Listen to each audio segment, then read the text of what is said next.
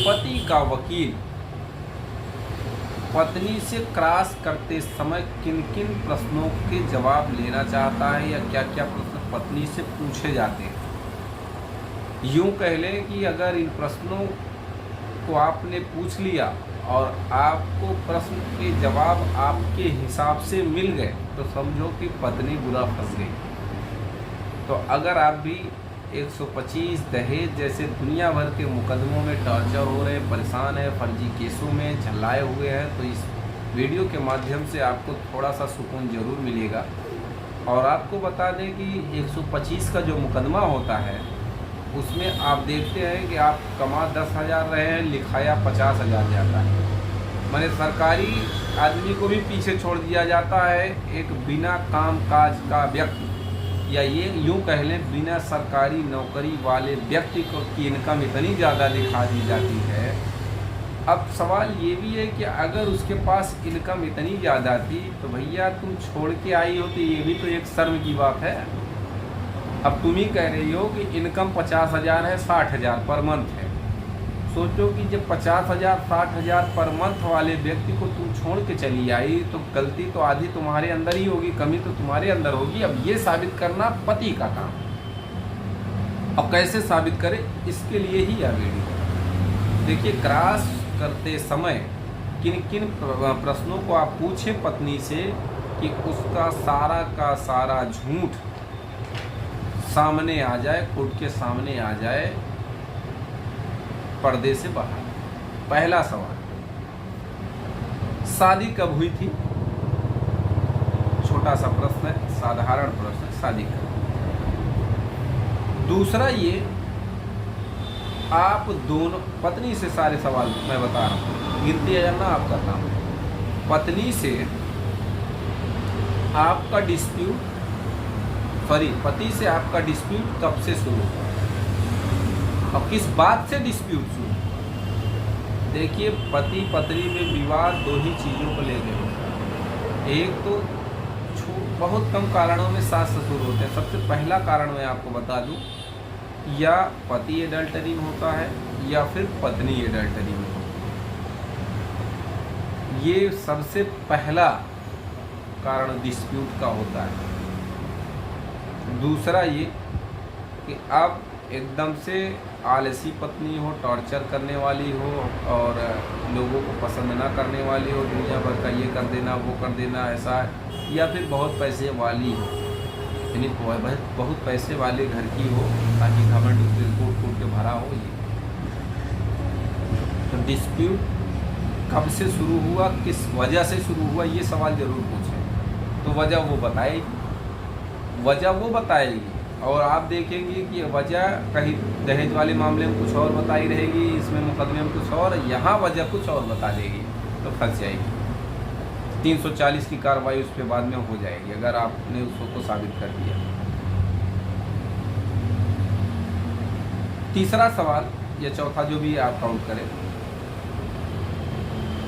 Dispute जब हुआ तो पति ने आपको मारा पीटा या नहीं, या कभी मारते पीटते थे या नहीं? अब भैया जब मारे पीटे हो गए तब तो कहेगी। अगर कह देगी कि मारे पीटे थे तो उसका मेडिकल कहाँ है?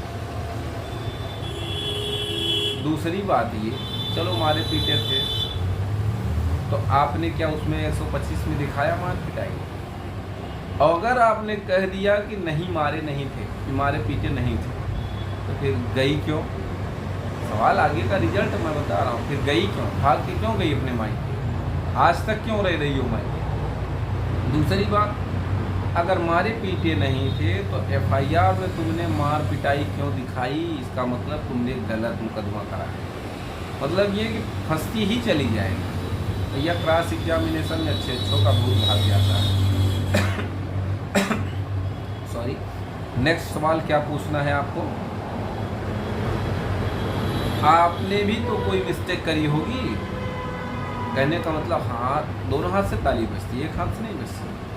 तो पत्नी से ये भी पूछा जाए कि आपने भी तो कोई गलती की होगी, तो कुछ तो जवाब देगी कि मेरी कोई गलती नहीं है या मैंने ये गलती करी।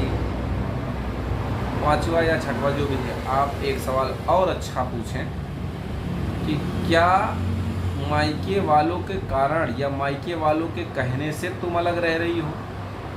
अगर कह देगी नहीं तो नेक्स्ट सवाल मार दीजिए कि क्या अपनी मर्जी से रह रही हो। कह देगी हाँ, जब कह देगी हाँ तो इसका मतलब है कि तुम्हें पति ने तो भगाया ही नहीं भैया, अपनी मर्जी से तुम मायके रह रहे हो, ये बात तुम कह रही हो। और FIR में कह रही हो कि भैया मार पीट के भगा दिए और नहीं ले जा रहे हैं इसलिए मैं मायके रह रही हूँ। तो कहने का मतलब फंसती चली जाएगी, पकड़े गारंटी है फंसती चली जाएगी। बस उसको तरीका हो भाई, हर केस का मामला अलग अलग होता है, जरूरी नहीं कि मैं जो बता रहा हूँ उसी तरह से चलेगा।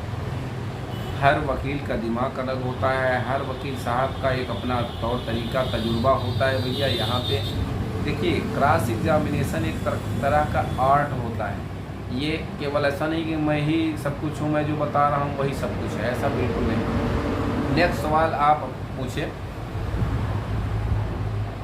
जब आप मायके गई थी तो क्या आपके ससुराल में उस दिन कोई झगड़ा हुआ था। सवाल जवाब यस नो आएगा।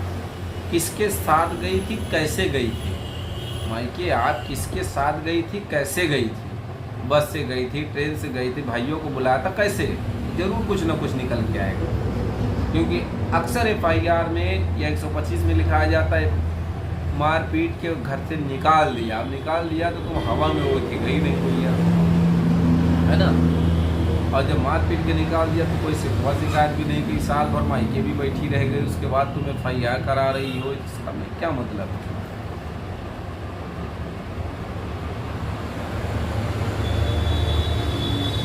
आपका केस कौन कौन सा चल रहा है, ये भी सवाल उससे पूछे। बच्चों के बारे में, अगर बच्चे हैं, नई शादी में आजकल बच्चे नहीं हैं फिर भी मुकदमे चल रहे हैं। बच्चों के बारे में अगर बच्चे हैं तो बच्चों के बारे में पूछें कि क्या बच्चे से मिलने आए पति, क्या उनको कोई खर्चा दे रहे हैं। अगर आप दे रहे हैं तो भाई कहेगी दे रहे हैं, अगर कह देगी नहीं दे रहे हैं तो आप सबूत दिखा देगी, उसकी बात ऐसे ही झूठी हो जाएगी। और एक सवाल पूछे कि आप कितना पढ़ी हैं और कहाँ से पढ़ी हैं। अक्सर केसों में ये देखा जाता है हाई एजुकेशन के लिए जो है पति ही पढ़ा लिखा रहा होता है, पति अपने ससुराल से पढ़ा लिखा रहा होता है, नाम लिखवाया रहता है, सब कुछ उसके घर से होता है। तो ये भी है, तो ये जो आदमी आपको इतना हाई क्वालिटी के कोर्स करा रहा है, हाई लेवल की पढ़ाई करवा रहा है, तो आपके साथ इस तरह की घटना करेगा, ऐसा तो कोर्ट भी समझ जाएगी इस बात को।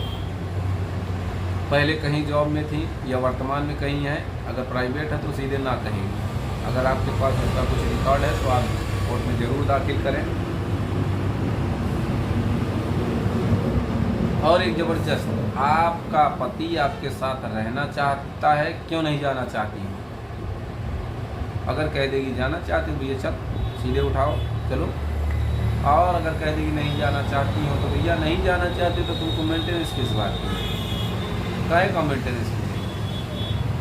तो इस तरह से लगभग ऐसे प्रश्नों को हमने बता दिया कि जो पत्नी से करे जाने पर उसका सवाल का जवाब वो दे नहीं पाएगी, और देगी तो कहीं ना कहीं बेनिफिट